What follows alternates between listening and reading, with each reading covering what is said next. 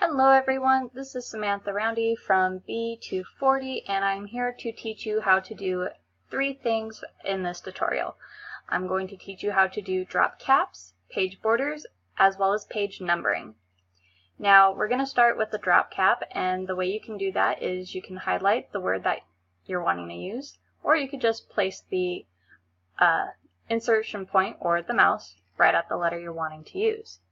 Your drop cap button is going to be over here on Insert, and then over by the text group you're going to click Drop Cap, which if you have it over here by A for drop, you can see that the T actually goes a lot larger than the rest of the typing space or the font space, and it changes that way. Or you could do in margin, where it just puts it off to the side in the margin space.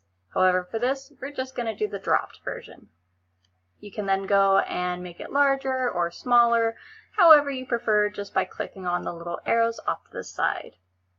Another thing that we can do is for the page border, which to do that, let's go over here to, I believe it's Design. Yes, the Design tab. It's actually going to be all the way over here to the page border group section.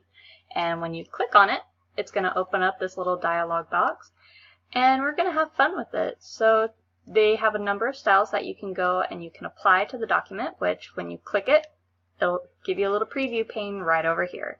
So you can see what it's going to look like on your document. You can change the color on it, as well as the thickness of it. So just kind of like that for another example. Or you could do, what I like to do is add art, which they give you a variety of options, as you can see while I am scrolling down. So for this one, we're not going to do anything overly fancy. We're going to do that.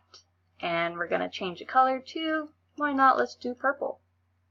Now over here where it says width, you can adjust it to your preference by clicking on it. 31 is the largest you can go. But if you go down, it'll show you all the different lengths that you can go. We're just going to apply this to the whole document. However, if you wanted to, or if you had several pages, you could go only to the first page, all except for the first page, or just the section that we have highlighted. But we're going to do whole document. And let's see, let's click OK. And now we can see our page border right over here. So I only have one page going right now, but we're going to fix that. And to do that, we're going to the Insert tab, and we're going to insert a couple of page breaks.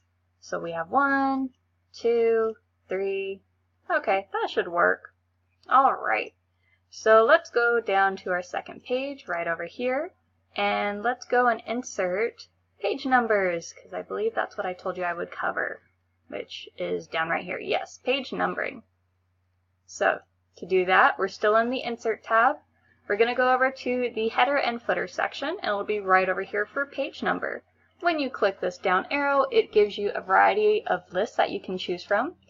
And we're going to do a couple of them. So one can be the top of the page, where it gives you a list of the options that are available, as well as different styles for each type.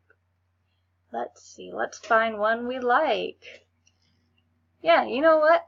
We're going to do the circle, because why not?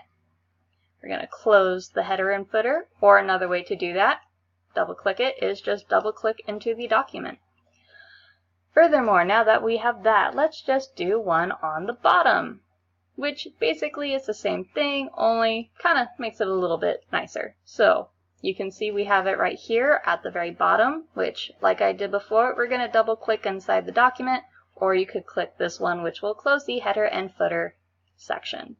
So now when you go and you scroll, you see page 2 at the bottom, page 2 at the top, and you can see it on page 1 here. Oops. Let me move that, sorry. As well as right here. 2, 3, and page 4. Alrighty everyone, thank you for watching my tutorial.